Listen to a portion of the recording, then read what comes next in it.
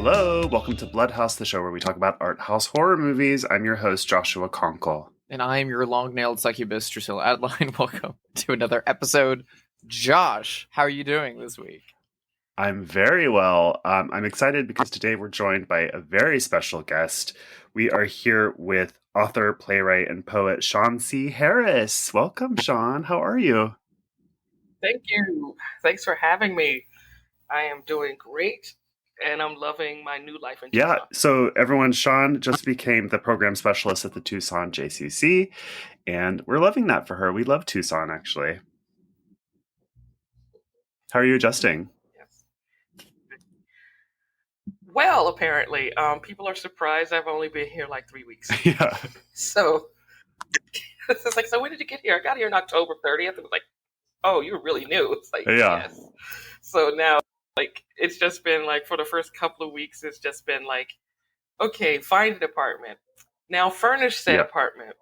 Now wait for all these deliveries because you cannot I can't assemble or carry anything. And I have a little car. So it's just been like up and down, up and down. And now I was like, I just want a normal, boring week or two. Yeah. Where it's just, I go to work, I come back, I do nothing. And then on the weekend, I might do one or two things. I have a little car too. I have a Fiat, which I hate, and I can't, literally, I can't give people a ride. Like, I can't buy furniture. I can maybe buy 2 bags of groceries. That's how it is. Let's switch. I have a Hyundai. I want to be able to tell people, like, can you give me a ride? Like, no, sorry. Sorry. No room, sorry. Drew, how are you? What's been going on? I'm good. I threw a lovely little Thanksgiving this past week. Had a very, very cozy atmosphere. It was wonderful. I think we had like 16 people crammed into my condo. It was great. Got a lot of I basically spent 2 days cooking ham and macaroni and pies and stuffing and green bean casserole, and it was incredible. I didn't want to make pies, and I had ordered a bunch of very nice pies from a very nice diner here in Los Angeles, and I was like, cool, I'll pick those up, I'll put those in my freezer, and I am done. The night before, I pulled I got a pecan pie because that's what everyone's into at Thanksgiving. It's very classic. But I don't do nuts. So I also got a fruit pie for people who have allergies. And I got a cherry pie. And the night before, I pulled it out of the freezer to thaw it. And the crust was nothing but nuts. So I had to immediately, the night before Thanksgiving, run out to 5 different grocery stores to buy ingredients to make my own pie. And then very quickly, the morning of Thanksgiving, make a strawberry rhubarb pie. It's very stressful. Are you allergic to nuts? Is that the deal? Yeah, I don't do nuts. Nope. So I have a question about this because when I was little, it felt like I'm trying to find the right words to this. I don't remember any kids being allergic to nuts when I was a little kid, and I wonder now in retrospect if they were all just dead. Do you know what I mean? I know that's dark, being but haunted by the ghosts of children who ate nuts. Do you know how moms with little kids, moms who are in their 30s or 40s, my age-ish, have little kids, and it's oh, you can't have peanut butter at such and such a school because one kid is allergic to nuts, deathly allergic. That did not exist when I was a kid in the 80s. And Shawn, I see you're nodding it didn't exist for you either, right? So I'm what happened? What happened? Is it... I guess they died. I guess they just died. Or medical science caught up. When I grew up, that's kind of when those conversations were starting to happen. Yeah. And I had a friend when I was very, very young who lived in my neighborhood whose mother was that's all bullshit. They just need to get over it. That's not bullshit. What do you mean? No, my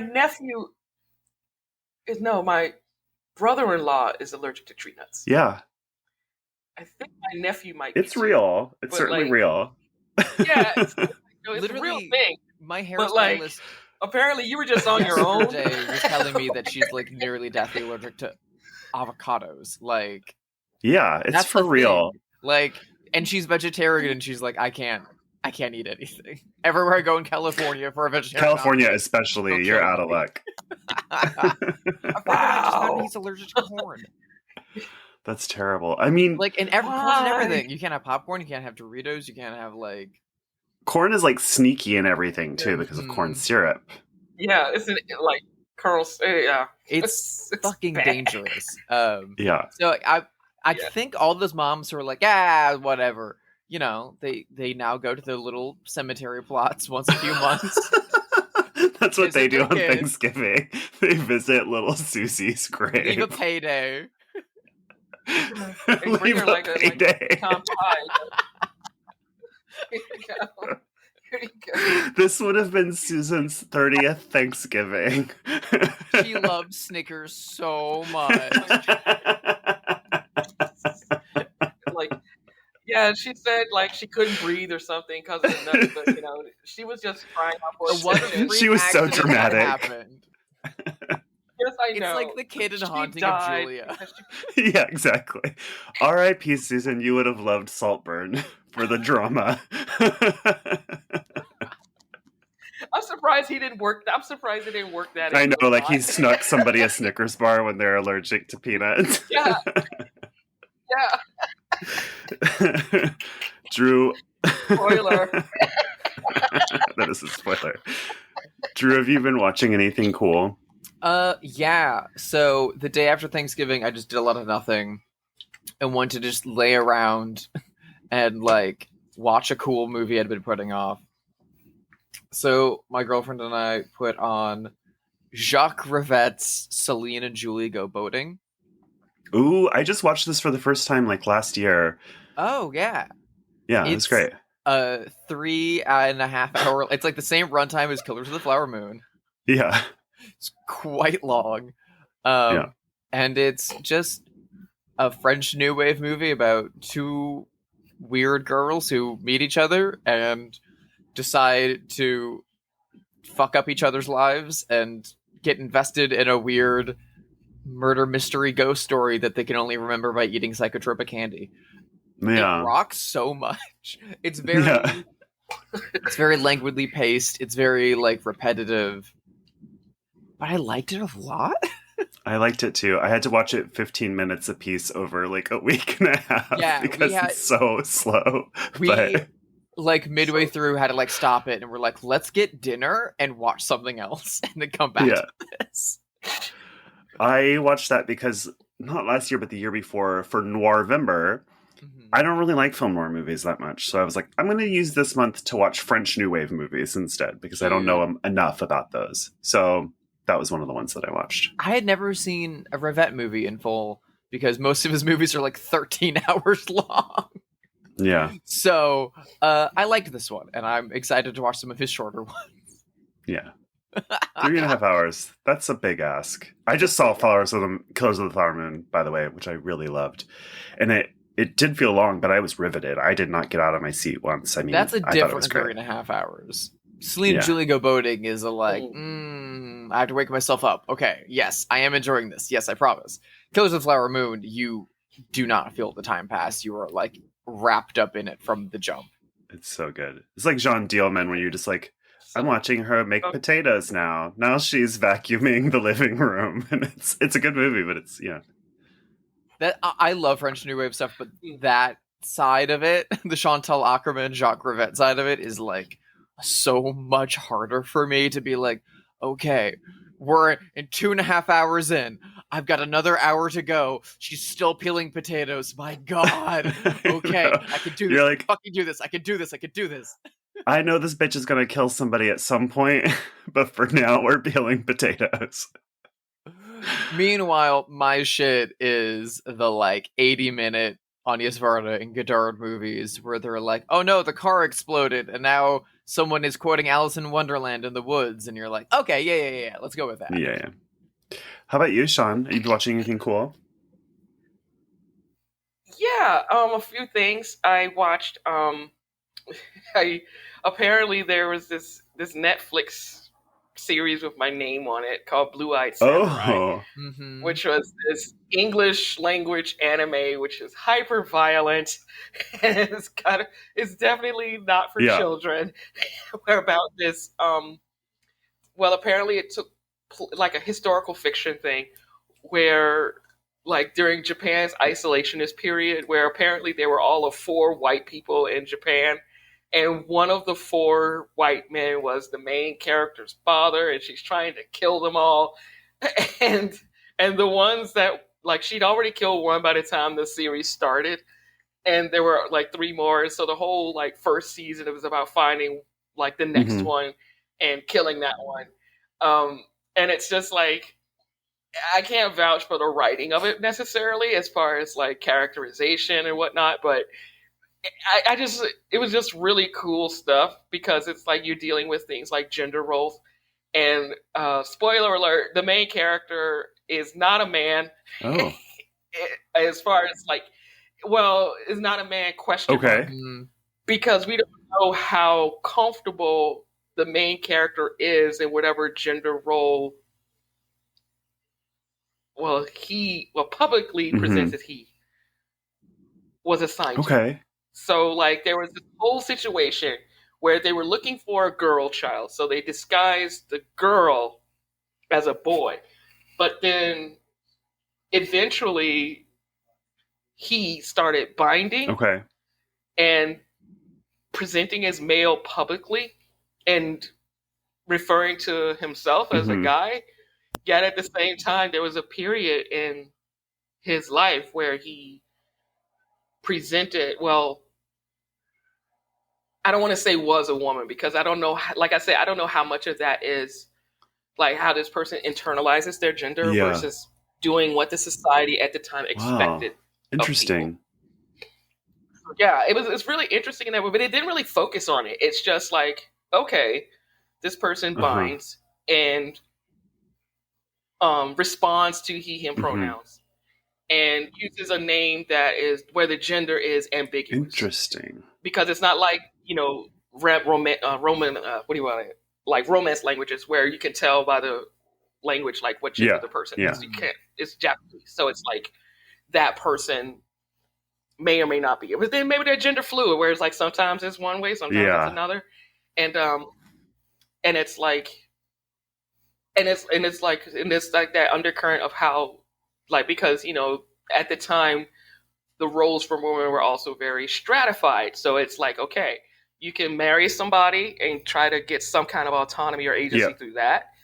If you manipulate them well enough, you can become independent, but you will be a sex worker, and that means you are subject to the whims of your clientele. Or you can be poor and die on the street. You certainly could not be a ninja or a samurai. No. You know, it's like, yeah, you cannot be a samurai. That's not going to happen. But the thing was that this character, like, really freaking good at it. So, and then it's like, and then so there was stuff where it was like, so I'm not sure where they were going with the gender thing, or as far as like, okay, if the main character is, say, a trans man or a woman disguised as a man. I mean, I think they might say a woman disguised as a man, but there are too many little things that say, no, this character is more comfortable existing as a man. That's super interesting. And, you know, it's also occurs to me that, like, our contemporary language for these issues don't necessarily map to another society a long time ago. You know what I mean? Yeah, it does. It really doesn't, because it's like, well, there was a period of time where this person happily lived, and I'm using quote marks in the air because of corny, as a woman. Like, got married and had a spouse and was deeply in love with this spouse and did all the woman stuff that was expected of that of someone of her assigned gender at the time. But then, like, before and after that, always presented as right. Interesting. Except I've like heard good things about that. People were Yeah. talking about that at the writers' room where I'm working right now, and people really loved it. Yeah. People were So raving I'm about curious it about at that. my Yeah. Thanksgiving as well. I'm talking Yeah. about it. So I it was- love that kind of What? period depiction of trans identity through socialized gender subterfuge. Right. Our Flag Means Death handled that really well. Oh, yeah, they Vico did. Ortiz's You're right. character. I don't know. I mean, like fucking like Mulan is also like Totally. and stuff like that. Yeah. Yeah, it's like a really violent That sounds Mulan. excellent to me. It's super violent Mulan. I thought Mulan needed way more And then- violence when I watched it. So. If there's anything Yes. that I'm thinking watching any Disney Way more film violent is like, Mulan. I need buckets more blood than this. It's like the Elvira Ratatouille quote, could like Yes. use a lot more blood. it's like the Elvira quote, Yes. like G-rated movies are okay as long as they have lots of sex and violence. Yes. This fits the bill. Lots of sex and violence. You can question whether or not it's gratuitous. Yeah. But it's like, but yeah, it was just really interesting with that particular character. But then it's sort of like, well, does it really matter what gender they Mhm. are? Because their whole goal is revenge and killing these white men. Yeah. It's like, and then like the character's whole shtick, the thing that really messed with them wasn't even that, the gender. It was having blue eyes Yeah. in Imperial Japan. And it's like everybody treated them like they were a demon or like impure and nasty. And it's like, wow, like whoever was the cultural consultant on this did a really good job. Because it's like, yeah, you would be treated like garbage if anything about you was different. And like another major character literally had no hands, was like the most useful character in the whole freaking series. It's like the character like made noodles with no hands and could kick ass and was actually a lot of fun. Japan is still like that. I mean, not that they're mean to people who are different than them, but it is an ethno state essentially, right? So like if you're in Japan and you are blonde haired and blue eyed, people will stare at you because they don't see that very much. Or if you're black, or if you're anything that's not Japanese, it's like you definitely stand out and they definitely take an interest. Yeah. In that case, they threw rocks at the character. Not good. So, yeah, it was before social media. This is when people got bullied and nobody did anything. But like I said, you're going to learn how to fight. You're just going to get the rocks thrown at you for the rest of your life. So. That sounds really good. Well, I want to shout out a TV show that I started watching this week too. Drusilla, you may have seen this. Maybe you did art for it. You tell me.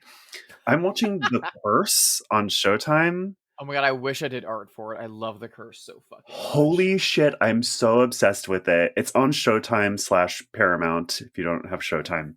And it's Nathan Fielder and Emma Stone and Ben Safdie. And Emma Stone and Nathan Fielder play a couple of 30-something like influencers House flippers. So like they have moved from Santa Fe, New Mexico. They're rich. They've moved from Santa Fe, New Mexico to a small town called Espanola, which is largely poor and largely Latino. And they're gradually buying houses and flipping them and building businesses, but in this like very progressive kind of way. Like they might take your house, but then they'll give you a job or something like that. And the whole time they're filming it because they want to make a pilot themselves and then sell it to HGTV so that they can have an HGTV show. And it's like a very, very dark satire of gentrification and also like white progressive hypocrisy, white guilt. And it's so awkward that it's painful. Like you have to watch it between the cracks in your fingers because it's just so brutal. And in the first episode, they're filming in a parking lot, and there's two little girls that look like maybe they're like African immigrants, and they're there with their father, and they're selling like Sprites in the parking lot. And because he's on camera, so Nathan Fielder's character goes to give them money, but he finds that he only has $100 in his wallet. And so because the camera's rolling, he gives that to the little girls, who are, of course, very excited. And then when the camera stops rolling, he's like, you have to give that back because it's $100. So he takes it back from him. And the one little girl says, I curse you. She puts a curse on him. So, which he takes very seriously in this weird way. And then that's like the starting point of this series is like this wealthy white couple feeling like they have a curse on them as they try to like basically buy this small town so they can get an HGTV show. And it's so funny. Shawn, you're going to love it so much. It's so brutally on the money in terms of the satire. Emma Stone plays that character too well. She's entirely too good at the like, I'm doing good. I'm doing good. Yeah. God. So now I have to like, okay, curse. It's so good. It's called The Curse. There's 3 episodes out, and I'm watching. It comes out on Friday, so there's only 3 episodes out right now, and I'm kind of glad that I can't binge it because it's so hard to watch. It just like there's like a whole story in the pilot about Nathan Fielder's character having a micro penis, and the shot opens with him peeing and you're on his dick, which is like teeny tiny like a gherkin, and it's like I'm losing my mind. This is so outrageous. And it really goes there. It really goes there. I mean, you also get a story that Benny Safdie tells about a drunk driving incident that is one of the most stressful things you've ever heard in your entire life, which is immediately followed by him offering that same date a ride in his car. Yeah, it's about how he accidentally killed his wife in a drunk driving accident, and he's on a date with this woman, and they're drunk, and he's like, "Do you want to ride home?" And she's like, "No, I'll just get an Uber." And he like, it's so excruciating, but also so funny, and I just like I cannot recommend it enough. It's not going to be for everybody because it's so dark and so cringy, but it's certainly for me because I love that. I love to be uncomfortable. I've loved it so much, and between the first and second episode in that week that we waited of watching that with Ivor and I, she'd never seen any of Nathan Fielder's other shows, and we watched all of the rehearsal between episode 1 and episode 2, and now I'm showing her Nathan For You. I love Nathan Fielder in reverse.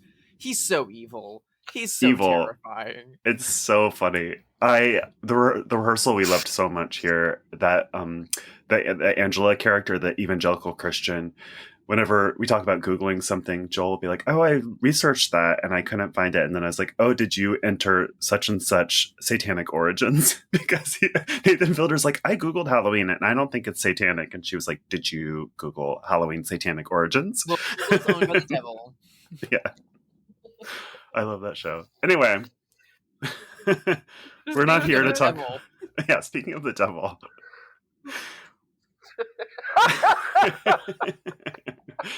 We are here to discuss a fabulous movie from the 90s that Shawn has brought us. We are talking, of course, about Death by Temptation by director James Bond III. His destiny had been foretold. Its fate had been forewarned. He did not know that something so sweet could be so evil. Now, the fate of mankind hangs in the balance as Kadeem Hardison, TV's Dwayne Wayne. This honey I met the other night was bad. Bad. Super bad. And Bill Nunn from Do the Right Thing get busy in the first contemporary horror thriller of its kind. James Bond III's Death by Temptation. She's every man's dream and your worst nightmare. She leaves with men. Shawn, I had never heard of this movie until you approached us about covering it, and then suddenly I heard about it from it was like one of those things where like I heard about it and then I saw it everywhere. It seemed to be. Where did you hear about this? How did it enter your life? When it first came out in 1990. Yeah. All right. Straight to video. I saw the video cassette in my local video store, and it looked kind of interesting. It was like, oh, black people and vampires. Like, I guess I could watch this. And then I looked at it, and I was too young for it because I didn't understand a thing that was going on. Yeah. Like, I didn't understand like the whole idea, like why these men, why this creature. I didn't get any of it. And then I think I was thinking about it at one point, or I was scrolling somewhere and saw it, and then And it was like, oh yeah, that one. That movie scared the shit out of me when I was 10. And it's like, let me see if it's still scary now that I'm grown. It's not as scary when I was 10. Yeah, but, I bet. but the things where it was like, but all the stuff that went over my head at 10 is like, okay, that does it, yeah. Yeah. This I think was it on the Criterion 90s list? Yeah, it's still on the Criterion 90s horror channel at the Yeah, moment. that's Oh, why I it watch entered out. my that's how it entered my view, I think, was like it came up on that list, which came out like a couple of months ago. So it was sort of aligned with when I was talking to Shawn about doing this episode. So then I started to see people tweet about it. I have no recollection of this from the 90s at all. And maybe that's because of my whiteness. I don't know. It just like completely passed me by. Your lack of Yeah, knowledge it's of a black Troma. famous. It's a black famous movie. It seems like that. Yeah. Because every black horror fan I know is like, oh, yeah. It's like, oh, that one. Yeah, it's like, well, yeah, it's. It was like straight to video, and it's like if you were black and growing up in the 90s, you probably saw it. Yeah. But yeah, it is totally inappropriate for children, by the way. But my parents didn't care. It's like, and then when I watched it with grown, I was like, holy shit, I can't believe I watched this. But it's always that way with horror movies from your childhood, really. Yeah. I mean, if you're one of us, it's always like that. It does have a lot of like pedigree, this movie. I mean, there's like a lot of Spike Lee alums, really great actors like Minnie Gentry and Bill Nunn and Kadeem Hardison and like Samuel L. those Jackson. people that I know. It's got Sam Jackson in it. Yeah, Samuel L. Shot by Jackson. Ernest Dickerson, who shot all of Spike's earliest movies and then went on to direct a bunch of horror movies himself. And it's fucking gorgeous. It's really gorgeous. It's like, wow, this is really well shot for whatever budget this is. Who knows what the budget was? Yeah, it's like it's got one of those, like written by, directed by, starring kind of things in it. So it's like I can't vouch for the writing of the script, but like the way it's shot is really good. The way it's shot is really good. Yeah, so this is a James Bond the Third movie. He's the only person involved who doesn't have a Wikipedia entry. But he wrote it, directed it, produced it, and starred in it as Joel. He maybe wanted to do one or two things less, I might venture, but it's a good movie. It's pretty solid. And I was surprised when I saw the Troma logo at the start of it, because Troma, of course, is known for making these like really intentionally trashy, transgressive movies, which this feels more sophisticated than like a normal Troma movie. But I'm guessing that they just distributed it and didn't produce it. Yeah, oh, come on, you telling me that Surf Nazis Must Die is not a cinematic classic? I love Troma movies. Like, I grew up talking about the 80s. I grew up watching Class of Nukem High like every week because I had it on VHS, and I love The Toxic Avenger, and I love a lot of those movies, but this doesn't feel like that at all. It feels, they would occasionally like find some, like an example is Vegas in Space, which is an all drag queen science fiction movie from the 80s. So they did distribute that. So I think sometimes they would find something from some community and like distribute it and kind of try to make a little money off of it. It seems like that's what happened here. Yeah. But it wound up being halfway decent. Yeah. More than halfway. It's more than halfway decent, I would say. So I guess I'll talk about the synopsis of it, such as it is. We are following Joel, played by James Bond III himself. He's a recent graduate from Divinity School. He's Southern. He's from North Carolina or South Carolina? Oh, no. Doesn't matter. I can't remember. It doesn't matter. North Carolina. North Carolina. Small town from the South. Yeah. So he he's very close to his grandmother because his father has died in a flashback that we get to watch over at the movie. And he has just graduated Divinity School, like I said, is going to be a minister. And he decides to take a little trip to New York City to see his child friend Kay, played by Kadeem Hardison, who's fabulous in this movie. And just like a little diversion before he starts his adult life as a minister. But he's also having these visions. So it also kind of feels like something is luring him to New York City. So he gets to New York.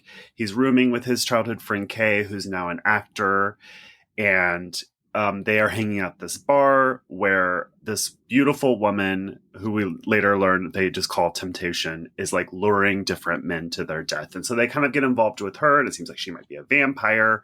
Then we meet Bill Nunn, who turns out to be an investigator on this case. And so all paths are converging to Joel and this beautiful woman monster. I don't know. Is there anything that you would amend or add? I'm just doing this off the seat of my pants. Yeah, it's like Bill. It's like everybody's like not who they seem, I guess, to a certain degree.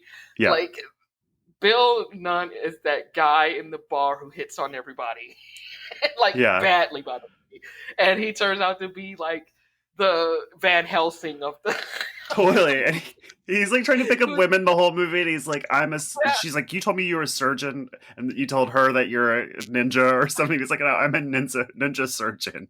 You know what I mean? Like, he seems like such a buffoon until you realize that he's like Van Helsing of this movie. He's like a detective who believes the supernatural.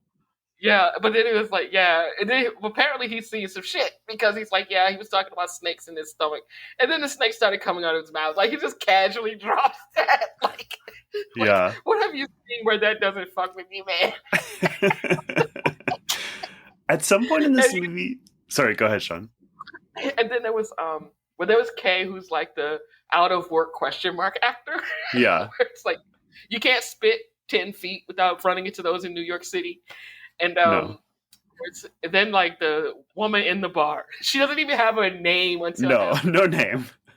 Woman in red. She goes from woman in red to later they're like, her name is Temptation.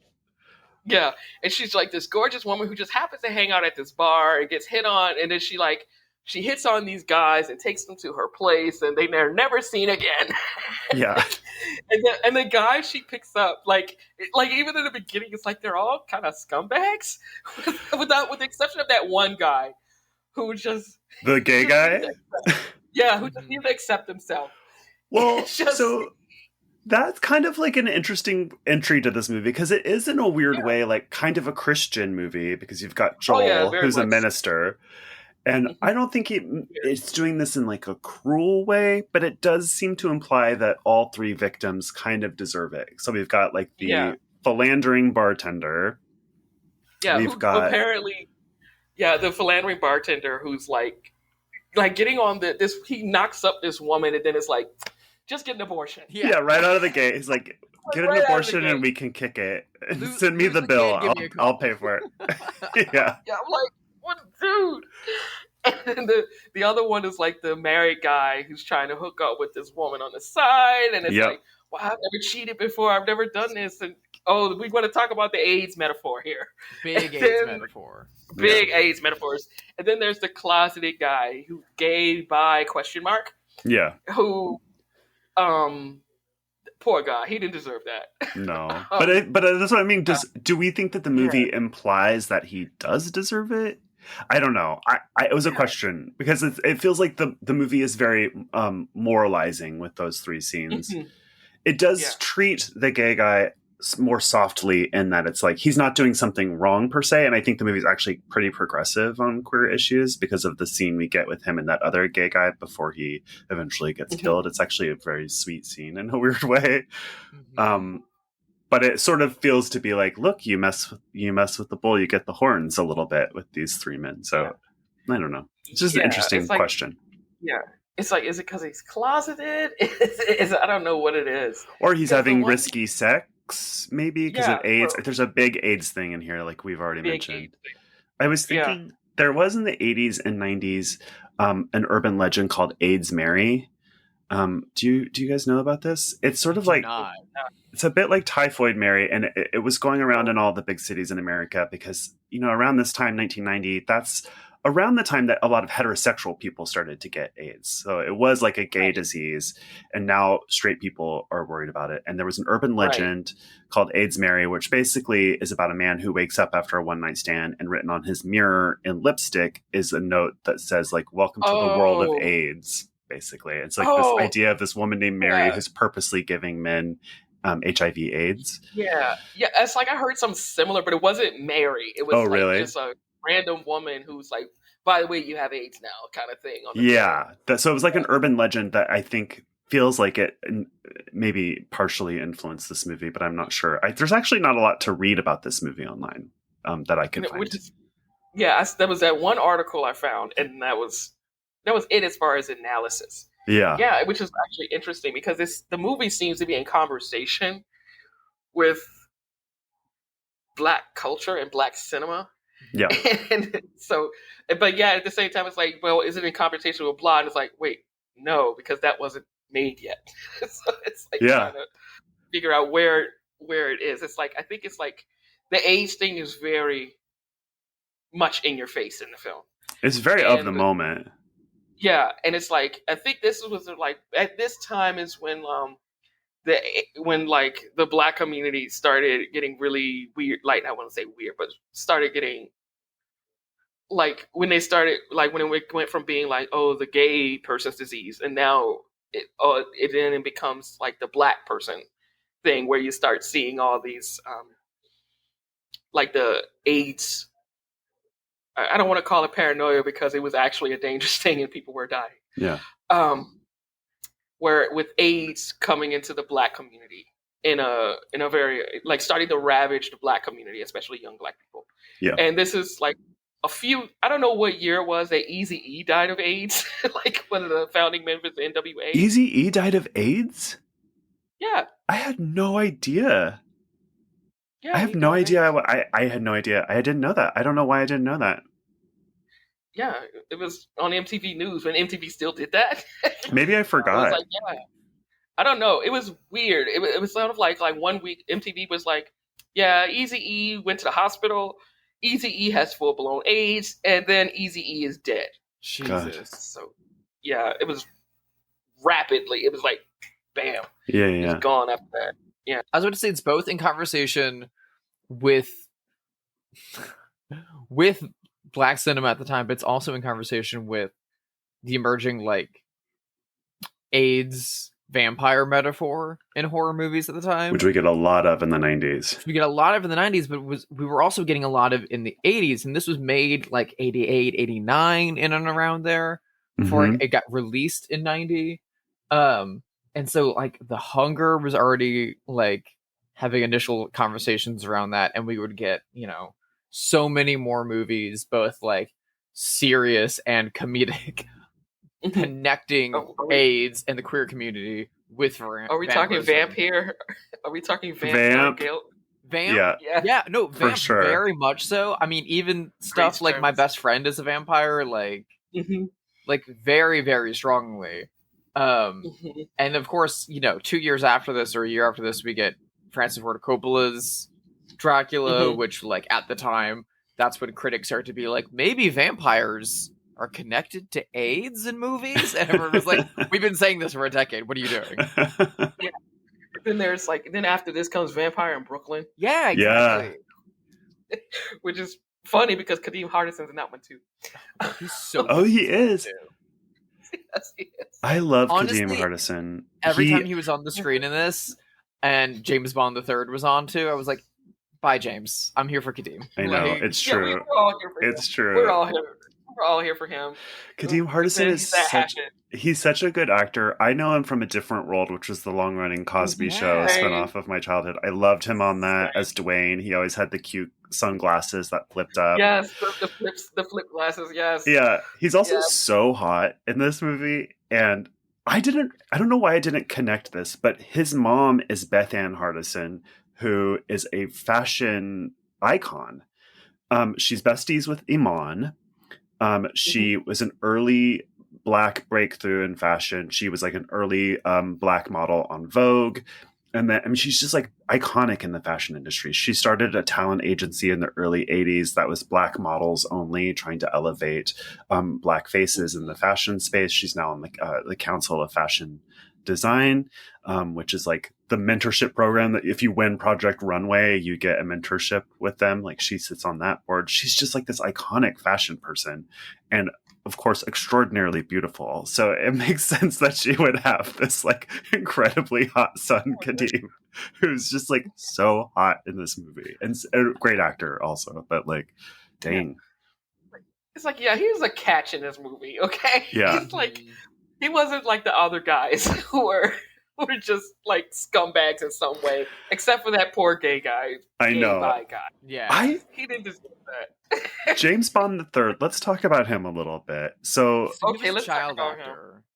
he's done some stuff. He's also in School Days, which Kadeem is in, and Minnie Gentry is in, and a bunch of these people is in. He has a very small role in School Days, actually. Does he? I haven't seen that since I was a kid. Yeah.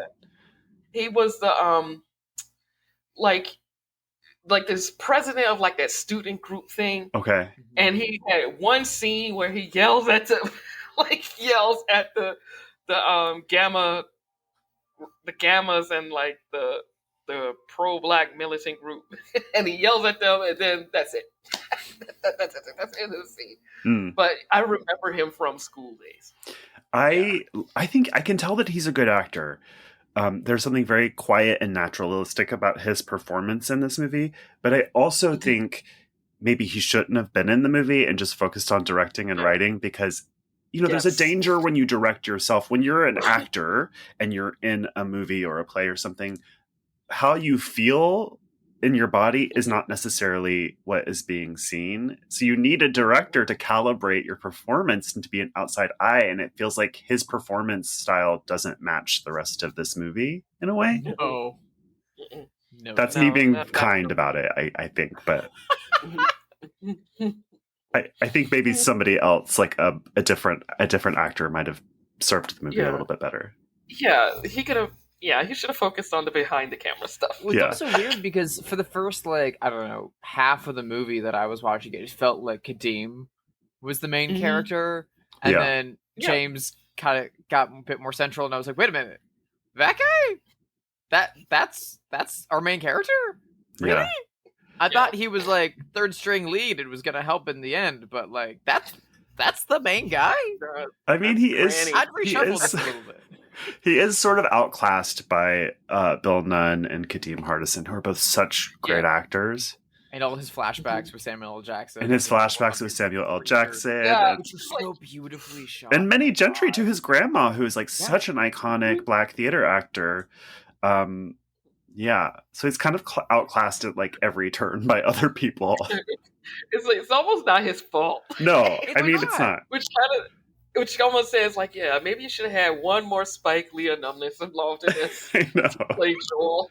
I'm so sorry that Giancarlo wouldn't take this role. Giancarlo, I mean, he can do a ministerial vibe, but it's just like Giancarlo. I guess that's how you pronounce it. Yeah. But like, he's too. I would not believe he was a virgin from a small town. True. Like. I will say, I do buy totally James Bond III as a virgin from a small town. Yes. He's got a nerdy quality about him. I was surprised that the character's name was Joel, because that's such a Jewish name. And just a funny thing. Yeah. I mean, it's not actually a Jewish name, but I feel like everyone that I've known, except for my partner, whose name is Joel, is Jewish. It feels like a very popular name with Jewish people to me. I don't know why. I don't know how he got. I had to look up to see if it has any kind of like biblical resonance or whatever. Yeah. Now I can understand Moses or something, but like his name's not Moishe or anything like that. But I was like, why did you name? Like, could he be named a Luke or Matt or Matthew or Mark or something? Like, I'd have got it. It was like, okay, this is clearly biblical. Like, I don't know why they named him Joel. I wish I knew. Like, okay, okay, back to you and your virginity, Joel. How about Cynthia Bond in this, the villainess? I think she's great. Oh, I loved her. She's so good. She's really good, really beautiful. It's her movie. She's done nothing wrong. Why these men are persecuting her, I will never understand. I think she was doing a service to humankind. I think she was actually like an unsung radical black hero. Yeah. Because she was rid of the scummy guys. And she's only going to this one dive bar. Yeah, one dive bar, getting rid of the scummy guys, to save the rest of us from them. I mean, if you're telling me that first dude never slipped something in some woman's drink, you got to be kidding me. I'm like, kill the scummy guys. Please kill the scummy guys. She's cool. I love all of the scenes with the scummy guys because they all have like this feeling of Skinamax to them. Like you're watching Silk Stockings all of a sudden. Yeah, they're like really kinky. Yeah. Yeah, like the very first one, she ties the belt around the guy's neck. I was like, you don't. Oh, we're doing that. Okay, let's fuck. They take a steamy shower together that then turns into a blood shower. But my favorite one was when she had the second guy back, and you get the like silhouette of the jazz saxophonist like in the distance in the other room while they're having sex. Was that her roommate? So hard. Yeah, is that her roommate? I know it's New York, so is that her roommate? Yeah, exactly. Her roommate, Robert De Niro from New York, New York. Well, listen, she lives in a brownstone. I don't know if they're in Harlem or if they're in Bed-Stuy in Brooklyn or something like that, but like that would be millions of dollars today. It's so gorgeous. And I love how like he's like, "Oh, you left your house unlocked for me to come sneak in anytime I want." Yeah. It reminds me of the house from The Hunger a lot. It's just giant, empty, big billowing windows everywhere. It also reminds me, Josh, of from a movie 20 years after this, or 10 or whatever, fucking where the main man lives in Bad Biology. His down brownstone. Yeah. Well, it's interesting that you bring up Bad Biology because I was thinking about this as a regional film. You know, it's kind of got like a handmade regional quality about it, which we love, of course, but we don't often think of New York as like a regional film location, but it really is. I mean, outside of LA, anything is regional, and you can see this not with just this work, but like also the work of Abel Ferrara, of Frank Henenlotter, who you mentioned. Like these are like niche communities making handmade films in New York. Not to call Black people niche, of course they're not niche, but it's like, you know, it's like a community made. Yeah, but even Spike Lee to an extent. I mean, totally. So. He's a breakthrough, but yeah, but Spike Lee to an extent. It's like, come on, like the sense of place in this film and like in general, it's like this could not happen anywhere else. Yeah, and that's a good thing. We should embrace that. It's one of the best things about it. It's truly like a Sodom Gomorrah combination because it's the big city hedonism of New York and of this very specific seedy bar, this very specific aspect of New York being met with a very, I don't want to say a very like Southern Baptist view of sin and of redemption. And it's a very Christian monster. It's a very like faith-based monster. It's not a vampire that's feeding these people. It's specifically a succubus. It specifically has very like religious connotations, and it's told throughout the movie that she's been drawing him there. He's her end goal, pulling people away from God. So it's very like, it's both regional in terms of a New York film, but it's even more specifically like your childhood roots in the South informing your view of the specific place that you live. It is so hyper specific, and that's some of the absolute best stuff about this movie. I think I love that stuff too. I grew up Southern Baptist. I grew up in the Church of God, which is primarily a Black church, but so I come from that milieu too, and I love that quality about it. Some people don't like those religious movies, but I do.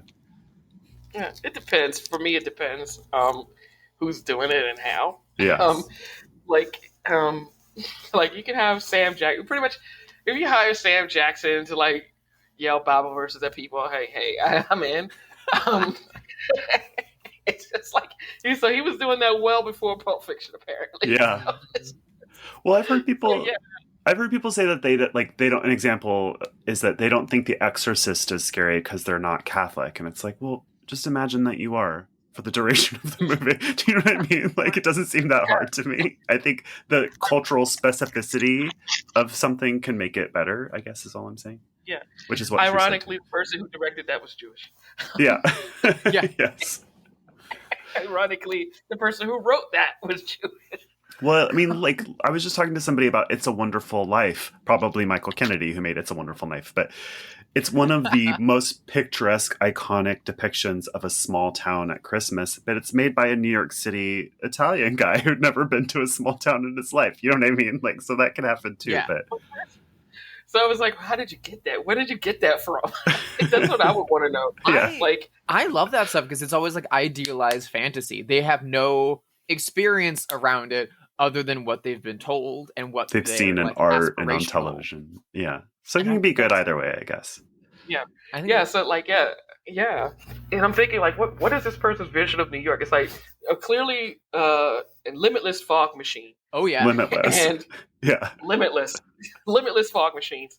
The streets don't really have anybody on them. Nobody's walking or walking over anybody, and it's always nighttime. Yeah.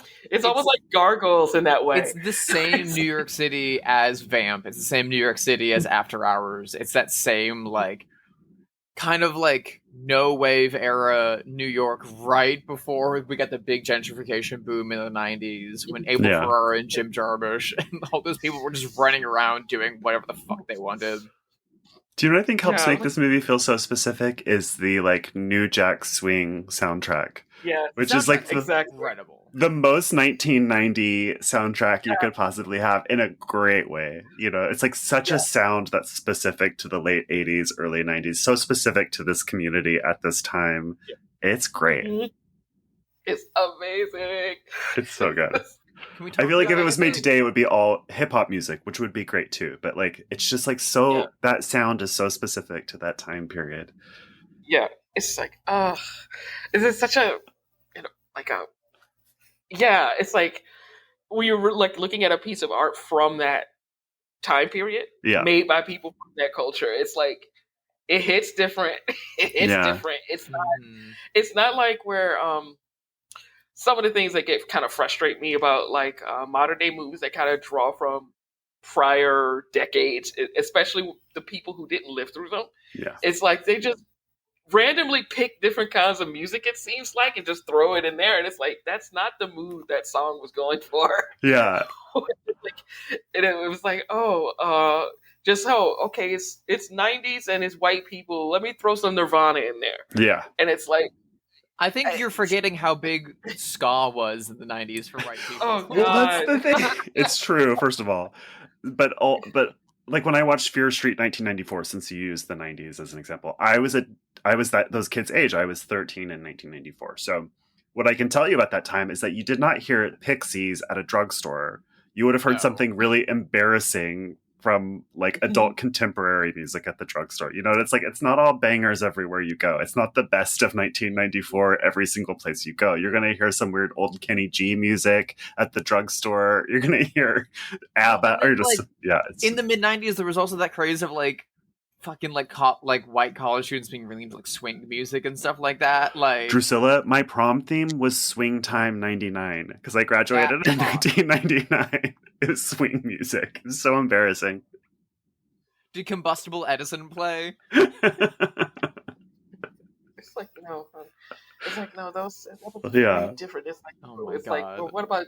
And they wouldn't dare do the rap music from them because it's sort of like it was because the rap music was very overt about what it was. Like, you couldn't hide behind like the vibes or whatever. It's like because when rappers is like, okay, well, is it all gangster rap? It's like, well, no, but it's rap talking about what was going on at the time. So it's just interesting, like the music they call from pop culture for some of this stuff, where it's like, yeah, that song is not fun. Yeah. It's not about that. I don't think It Smells Like Teen Spirit was really about a party. No. I don't think so. Did you see the video? Like they were just anarchy on the. Okay. Okay. And we're not going to tell you what Lithium was about, okay? Yeah. Jesus. I was trying to think of other good succubus movies, and the only one I could think of is Jennifer's Body. But do you guys know any others? I mean, a lot of them always get conflated into vampire movies. Which this one kind of does, too. Yeah. Yeah. Yeah, it's always a vampire, or like if it's literally a succubus, like a demon from hell. I can't remember anything. Yeah, me neither. Coming up empty. A lot of them, all the ones I can think of are more recent. Like, I know, like, the VHS movies have, like, featured succubuses. Oh, they have. Yeah, there was that one with Lily. Yeah. Yeah. Yeah. But she had wings. That was a good one. I feel like this and Jennifer's Body were the two to this day most important succubus movies, because if you're gonna do a super hot lady who's gonna have sex with you and drain your blood, it's usually gonna be a vampire. Yeah. A lot of people don't put in the demonic and religious ideology into this. I mean, the show Supernatural will, but Yeah. Supernatural had everything. It ran for 50 years. So you can name it. It was on Supernatural. I think they had to invent their own shit after a while. Yeah. Oh my god. I'm pretty sure there weren't golems on Supernatural, so yeah. You're probably right. I will say, yeah. There was a golem on Supernatural. What? There was a golem. I have seen 13 seasons of Supernatural. There is a golem on Supernatural who is a recurring character, and he fights Nazis. Wow. That So show's crazy. Highly recommend. Oh my god, Shawn, do you know what we're doing on the show that I'm working on? We're doing a tulpa. Mm-hmm. I thought of you. Oh my god. Sean wrote a play about a tulpa many years ago. Yeah. And it's so is it real? The people actually asked me if it was based on a true story. I'm like, yeah, the part where a certain celebrity crawls out of a television actually did happen. I will say the television scene in Death by Temptation and the special effects in this movie are awesome. It really feels like they watched Videodrome and truly were like, let's do the beats of Videodrome in 2 seconds. It kind of gave Nightmare on Elm Street vibes to me too, a little bit. It's cool. It looked great. Crawl into the TV. TV spews blood and guts, and then and the knife pushed out of fleshy screen. It is truly beat for beat all the TV gags of Videodrome. But then, not long after that, when James Bond the Third is fighting off the succubus, fighting off temptation, they do one of my favorite simple camera tricks, which is from John Carpenter's The Fog, where his simple cross turns almost neon by they just clearly spray painted it and then moved a directional light onto it so it glows really hard. It fucking rocks. And the demon transformation happening in negative, so it's kind of hidden by camera tricks like that, is so fun. I love. Yeah, and then it was Go ahead, Shawn. I don't know what was going on with her face. I was is that bug eyes? Those big bug eyes. I loved it. I love that Granny shows up to rescue him. Granny presumably drove to New York City from. She shows up fucking Scatman Crothers. That's what I was thinking. It's just Scatman in The Shining, or Groundskeeper Willie in The Shining. Yeah. Listen, any final words about this before we move on to Have They Seen It, the game where we speculate wildly whether notable figures have seen this movie? I will say, and this would be a lead-in to Have They Seen It, that Demi Lovato's second to last album cover, Holy Fuck, the cover art is based on the Vinegar Syndrome release of this movie, Death by Temptation. Oh, wow. Of her on a mattress cross. A bed that is shaped like a cross, and in the exact same pose as Temptation on the cover art. It's so goddamn funny. I love how into cryptids and aliens Demi Lovato is. It's so funny to me. She has a show about it. Jesus, that's so cool. All right, I really need to get together on that. Yeah. I have somebody in mind because he's in this movie. Do you think that Samuel L. Jackson has ever seen this movie? I'm going to be controversial. I'm going to say probably not. That's what I think too. I think no way. I think he did one day on this. Does not remember it. Maybe he does now that it's Criterion fancy, but I feel for a long time the answer is no. If he watched it recently. Yeah, like me. He watched it 2 months ago, I feel did. In the late 80s, early 90s, he was hustling so hard and was in so many movies. Because Hard 8 came out after Pulp Fiction, but it was shot before it. When they're oh my god, Samuel L. Jackson's in this, let's fucking put this out. I feel he was just did day rolls in so many fucking movies that he's I was a preacher in 7 of them. Which one do you be specific? Yeah. It's he was a junkie or preacher or like a robber or something, because he was in Coming to America too. Oh, right, he was. I mean, he's also a dead father in flashbacks and Menace to Society. Like, Yeah. So it's like he's done this before. He's great Yeah. at it. yeah, he's in everything. I will say, we've got Bill Nunn, we've got Sam Jackson, we've got Ernest Dickerson working on this. There's a lot of Spike Lee lineage. Question, the big question: did Spike see Death by Temptation? I think yes. I think yes. Yes. I think show enough. Yeah, some of the camera stuff is like reminiscent of camera work that is in his films. Yeah. I feel like, honestly, I'd have to watch interviews with James Bond III and Ernest Dickerson to see like what the on-set culture was like. But I really feel like this movie looks so much like the movies that Ernest Dickerson directed like 5 years later. Mm-hmm. And it looks so much like the ones he did with Spike that I feel like I don't know how much James Bond III was telling him to do with the set design and the camera. It feels like Ernest Dickerson was like, let's blow some wind in here, and let's put some gels on that light, and let's go fucking crazy. He really feels like the strongest voice in the room on this movie. Yeah, get the fog machine. Yeah. Get the fog machine. It seems to me like Spike Lee is like supportive of black filmmakers too, and then in that regard, like sees everything. Yeah, at the time I would say yeah. Yeah. I don't know about now. I don't know about now at the either. time. But yeah. Well, how about you, Shawn? Do you have anyone in mind? Who would have watched this movie, or like somebody? Like, just like, do you wonder if they had seen this movie before? Okay, I'm going to be real obvious. Okay, Jordan Peele. Oh, 1,000,000%. For sure. Yeah. 1,000,000%. Jordan Peele definitely watched it. Jordan Peele is very well watched. Yeah, it's like, yeah, did you watch this thing? It's like, oh yeah, and I think it's like I would trust him to do a remake of this. Only him, maybe. Maybe Nia DaCosta. Yeah, maybe her. Do you know who would make a remake? What's the name of the woman that made The Nanny? Oh, she would do a killer remake of this. Mikata Jusu.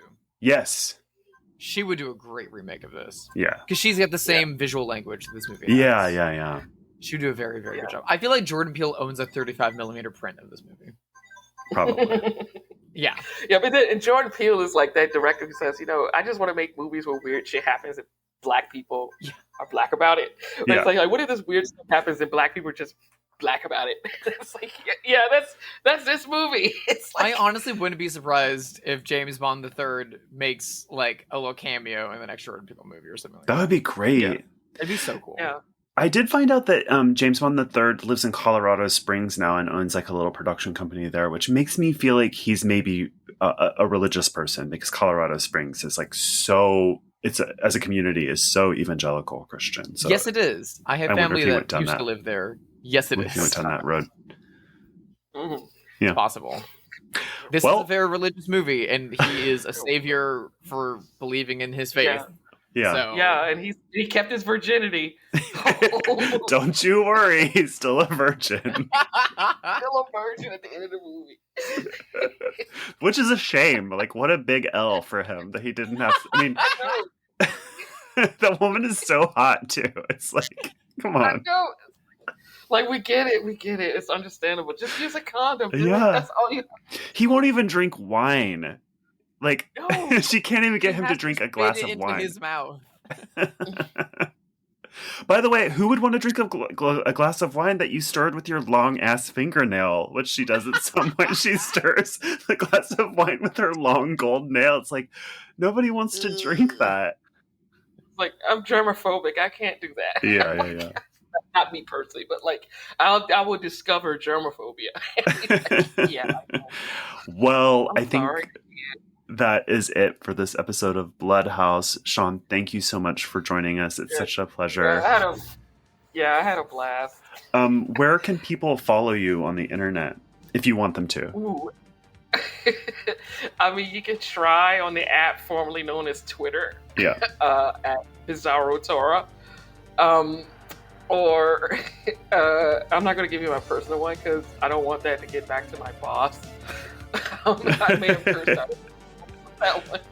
But and there's Bizarro Tora on Facebook. I'm also Bizarro Tora on Instagram. So yeah, Cool. yeah, it's just you'll probably figure out my personal ones by like just poking around, but I'm not going to tell you what they are. You don't need to guide I'm gonna people have to there. Let them do the work Yeah. themselves. Yeah, my bosses, my employers are just going to have to find it themselves. Drusilla, where are you? You can find me on Letterboxd if you look for Drusilla Adeline or Sister Hyde. You can find me on Instagram at Hyde Sister. And you can also find my website, sisterhydedesign.com, and you can buy some of my art there. And you can contact me if you are in need of art. Though I'm taking a fucking break for the holidays. Leave me alone. I don't want to see Photoshop ever again. What about you, Josh? How can people pick you up in a bar from the internet?